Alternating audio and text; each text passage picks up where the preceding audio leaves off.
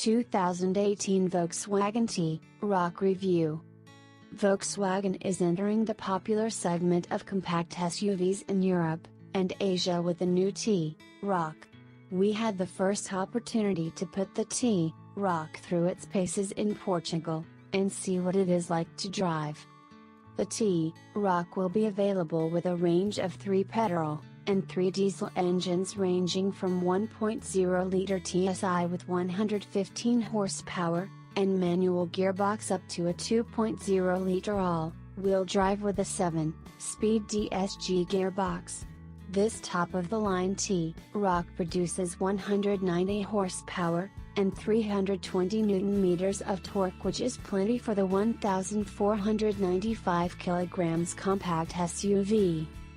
Price-wise, it is set to compete with the Fiat 500X, and the immensely popular Nissan Qashqai.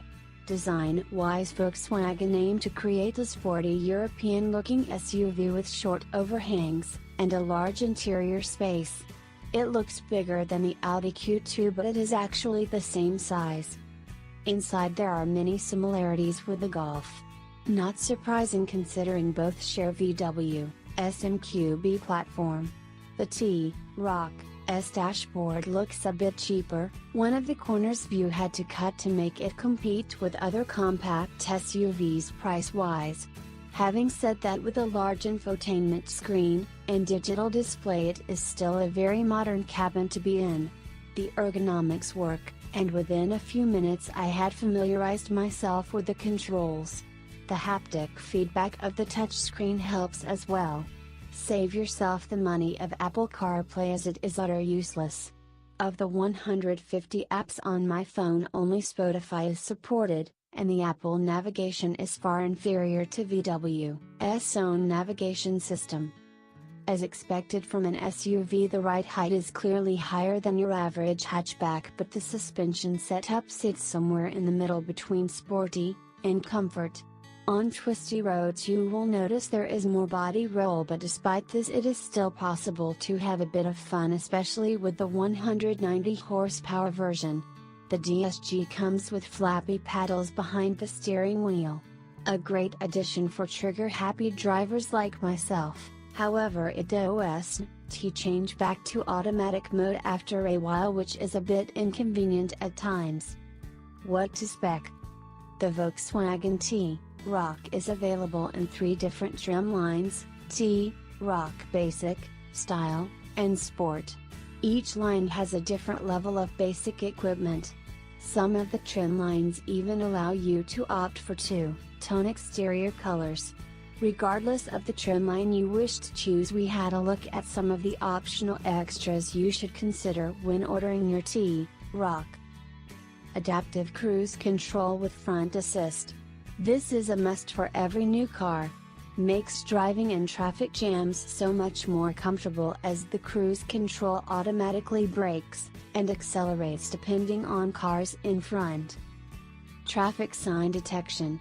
For the price of one speeding ticket, the car keeps you informed about the speed limit, and other special conditions that makes your journey safer, and possibly cheaper.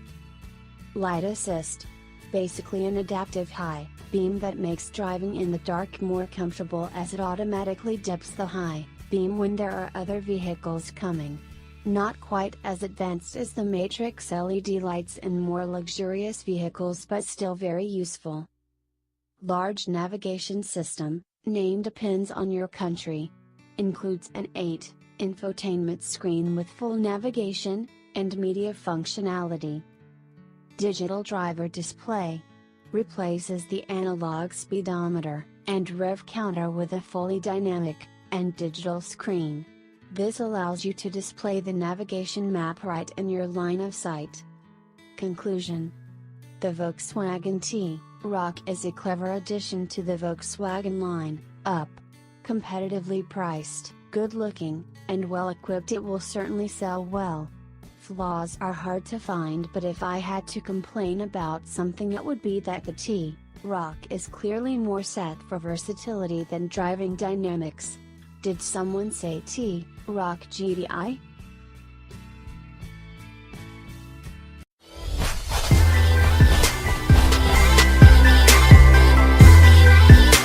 2018 BMW X3 M40i Review. There seems no end to the SUV boom.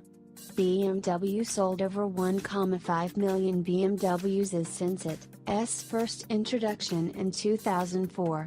Now 14 years later, the third generation celebrates its debut, and BMW once again expects to sell more Zs than ever before. Part of the line up is a new BMW M Performance Model X3 M40i that triggered our particular interest. We flew to Portugal to take a closer look at the new BMW X3. In addition to the top-of-the-line M40i, there are two petrol engines, both with a 2-liter 4-cylinder engine producing 184, 252 horsepower, and 290, 350 Nm of torque, and two diesel engines, a 4-cylinder 2-liter with 190 horsepower, and 400 Nm of torque, and a 6-cylinder 3-liter with 265 horsepower, and 620 Nm of torque. Our favorite, the X3 M40i, comes with a 3-liter 6-cylinder petrol engine with 360 horsepower, and 500 Nm of torque. The 0-100 km/h sprint is done in just 4.8 seconds. 0,1 seconds faster than the slightly more powerful Mercedes-AMG GLC 43, 367 horsepower, and more than half a second faster than the Audi Q2, 354 horsepower, that needs 5.4 seconds to reach 100 km/h from St, and still. Just like its competitors, the M40i is limited to 250 km/h top speed. Almost equally important as the performance is the design of the new X3. With a larger BMW kidney grille, shaped front bonnet, and new LED headlights, the new X3 has a stronger and sportier presence than ever before. From behind, the new design with large LED rear lights and twin tailpipes emphasizes the width of the car, making it look a lot better than the X5 from behind. From the side, the X3 also looks a lot sportier than its predecessor. The only thing I don't like is the square shape of the wheel arches, but overall it looks a lot better than the last X3, and is an appealing offer in this competitive segment. Inside, the dashboard received a makeover, but the available buttons remain largely the same.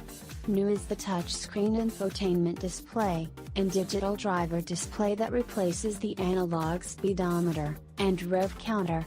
As with most other recent BMWs, the design is quite conservative compared to the last generations, and although BMW offers several different ways to interact with the infotainment system, touch, gesture, voice, and iDrive controller, the software is a bit overwhelmed by all the new functionalities added to BMWs over the recent years. This obviously harms usability of the system, and makes it hard to find what you are looking for. The new BMW X3 can be equipped with the latest set of BMW assistance systems, including adaptive cruise control, lane assist, and lane change assist that we also tested on the latest generation BMW 5 Series. I highly recommend ticking these boxes while ordering your BMW X3, as it makes driving a lot more comfortable and safer at the same time. The BMW X3 M40i brings a new level of sportiness to the X3 line up. The weight distribution is 50 hours 50 minutes front and rear, and with a CD value of 0.29 it has class-leading aerodynamics. The M Sport suspension can be equipped with adaptive dampers, so you can choose between sport and comfort. The X3 M40i is significantly stiffer than the ST and ARD X3 in both sport and comfort mode, but it is not as spine-crashing hard as some other SUVs with sporty aspirations. It is incredibly quick, and rivals the GLC 43 AMG for sheer driving fun on these Portuguese roads. Along comes a very addictive sound. Drivers are treated with a full buff on upshifts, and pops, and crackles on downshifts. Fake or not, it does sound good. Swapping the roads for the highway, the X3 M40i morphs from a corner-eating beast to a pleasant travel companion. Thanks to the optional acoustic glass, it is pretty quiet, and with other desirable optional extras like seat cooling, head-up display, and the various driving assistance systems, it leaves little to be desired for comfortable long journeys. Overall, the BMW X3 M40i is a very versatile and sporty SUV. In terms of driving dynamics, design, and performance, it gives the SQ5 and GLC 43 AMG fierce competition. The interior redesign is quite conservative, which might appeal to part of the target audience, but I was hoping for more progress,